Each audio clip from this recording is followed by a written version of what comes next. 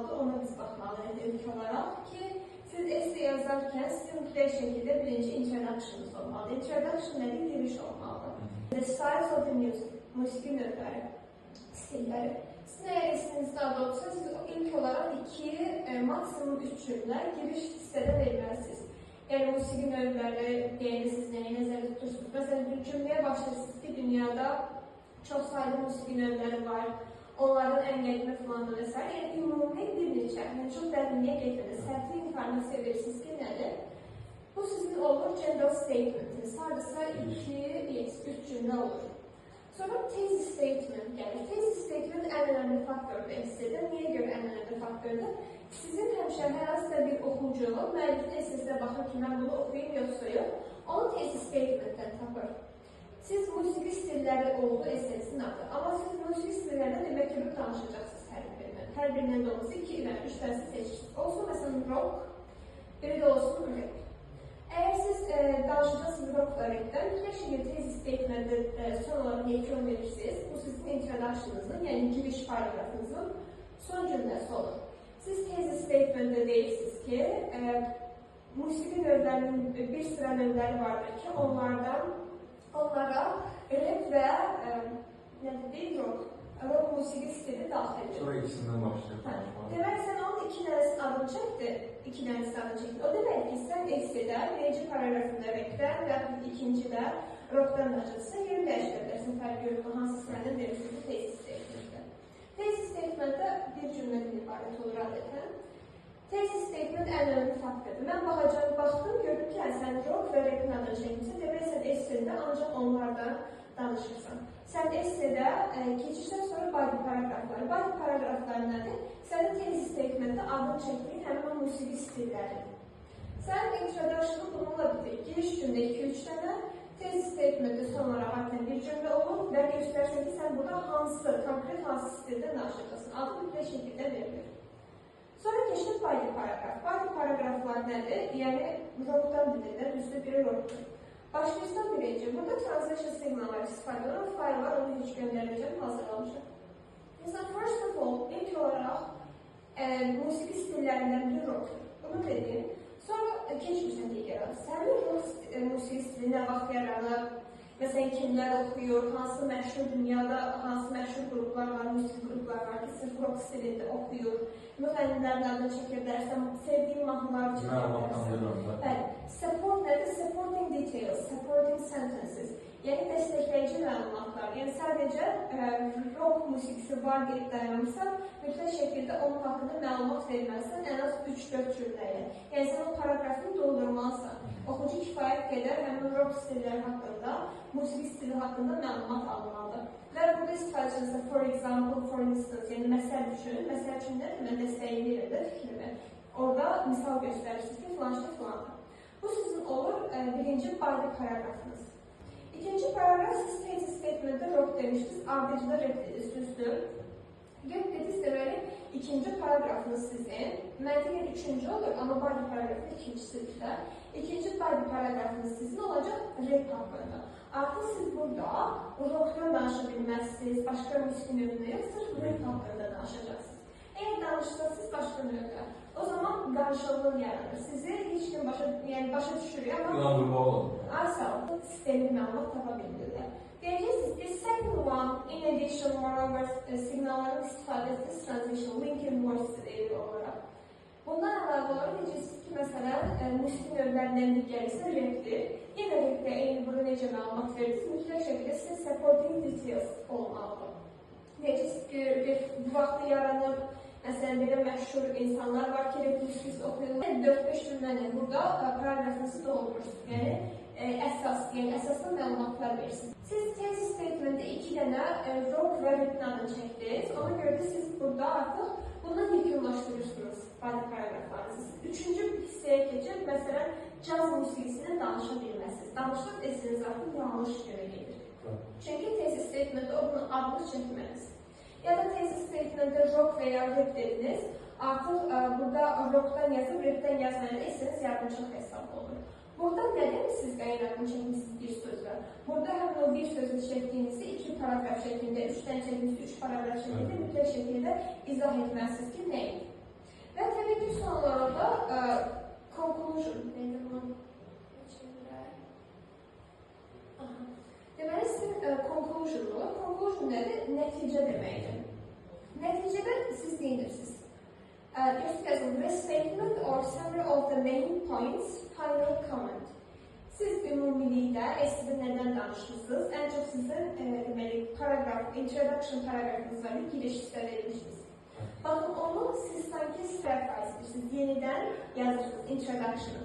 Yenidən conclusion hissədə yazırsınız. Çünki sizin introduction'ınız əslində STD haqqında müəyyən bir təsəvvür formalaşdırır ki, nədən danışacaqsınız. Conclusion da eyni şəkildə STD haqqında müəyyən bir təsəvvür formalaşdırmalıdır ki, siz nədən danışdınız bu STD-də. Yine deyəcəksiniz ki, müxtəlif musiqi növləri var idi, insanlar müxtəliflərə məsələ üstünlük verirlər, onlarda filan musiqilər daxil edir və salam. Yəni, hansının adını çəkmişdiniz, yenə o musiqilərin adını çəkib, rock, rap və... Son şey demək. Final. This in conclusion to conclude, to summary up və s. Orada yekun verirsiniz. Yəni, conclusion'a da yenə, məsələn, demişsiniz, siz STD rock və rapdən danışırsınız da düzdür. Deyə bilməzsiniz ki, bura məsələn filan musiqi növünə daxil edin. Yəni, onun adını çəkib, bu haqda məlumat verməyə çalışmayın. Burada conclusion'da siz yeni ideya yazmışsınız. Esenizdə formalaşdırdığınız ideyaları burada ümumi bəli, nəticə kimi verirsiniz ki, mən bundan danışırım.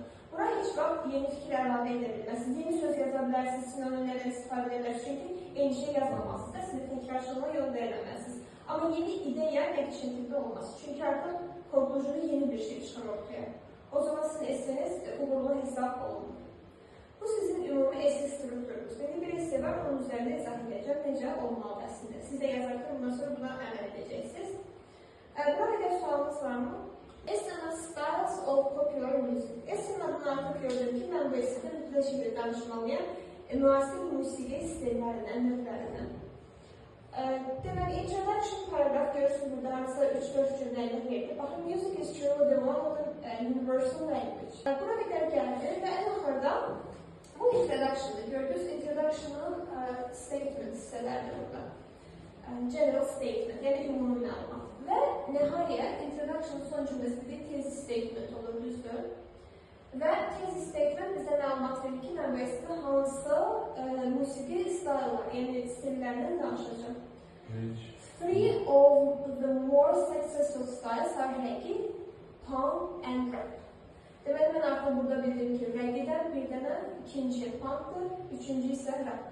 Mən 3 paragrafım olacaq, artıq dedim esini sürüm. 3 paragrafımı şəkildə yazmalıyam. Birincisi reggae, ikincisi punk, üçüncüsü isə rap haqqında olmalıdır. Keçdim indi paragraf birinci. One successful style of popular music is reggae. Gördünüz, adını çəkdiyinizdə sırayla verir burada. Nə vaxt yaranıb, kimlər də ən çox bu musiqi ilə məşğul olur və s. və ilaxır. Buradan deməli, çoxlu məlumat verir, hamısını bir oxumayacaq burada, amma ümumi görürsünüz ki, məlumat verir bu musiqi haqqında. Və ən axırda da gəlib burada paragraf bitir. Reggae has influenced later styles of the popular music, including punk and rap. Hətta görürsünüz, punk və rapə buradan bir keçid də verir ki, artıq davam edir onlardan danışmağa.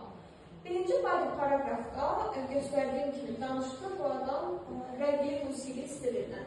Başqa musiqi stilindən bunu danışmadı. Son cümlədə, sanki paragrafın son cümləsi, yəni paragrafın conclusion cümləsidir ki, keçid verdi, punk və rapdan danışacağım dedi.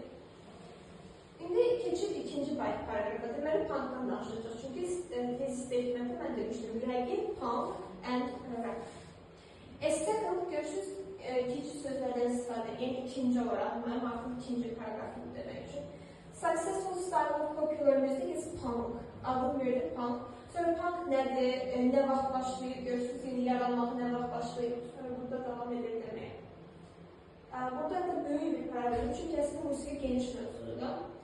Böyük bir paragraf verib, baxın, musiqi qruplarından danışır, bənd musiqi qrupu deməkdir. İkinci paragrafımız bitir.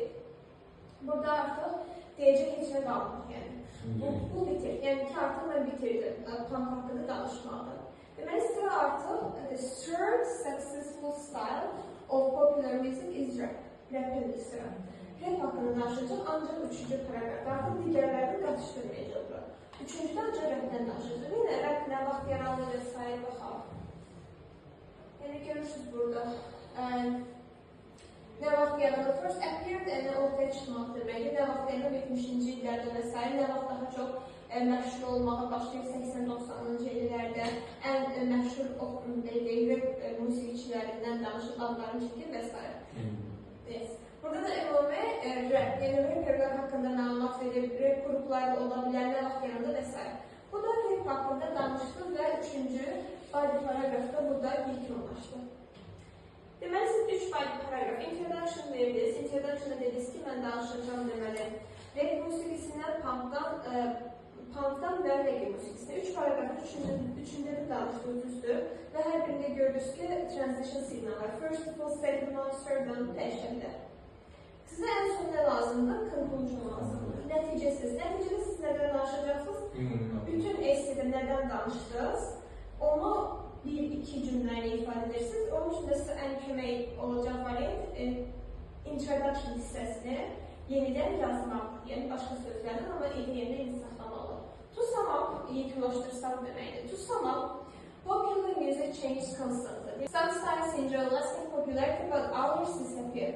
Gördünüz, hamısı burada dedi ki, bəziləri bir doğulur, bəziləri dəyişir, bəziləri məşhurluğunu itirir, bəziləri onun əksər məşhurluğunu qazanır. Lakin bununla belə, all contribute to power and excitement of popular music in our time. Və siz ümumi məlumat verirsiniz. Artıq burada xırdalamırsınız ki, məsələn, rap musiqisinə bunlar daxil edir. Bu arada zaten danışdınız, ehtiyac yoxdur. Conclusion ümumi məlumat verir ki, siz essedə nədən danışdınız. Baxın, bu formada da siz conclusion sentences mütləq şəkildə verməlisiniz.